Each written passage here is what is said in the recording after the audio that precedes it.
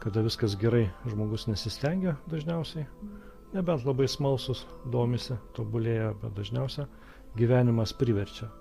Ir kai priverčia, kažkas atsitinka, tada pradedi galvoti, pradedi mąstyti, pradedi daryti išvadas, tai taip man ir nutiko. Automobilis apsivertė vieną kartą ir man buvo pažeistas stuburas.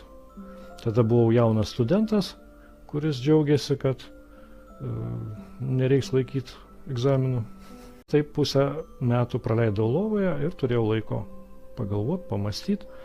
Buvo sutrenktas stuburas, to pasekoje buvau paralyžiuotas iki pusės, negalėjau vaikščioti ir negavau energijos, kurią dauguma žmonių gauna iš žemės, kuri duoda jiems stiprybę, kuri sukelia aistrą.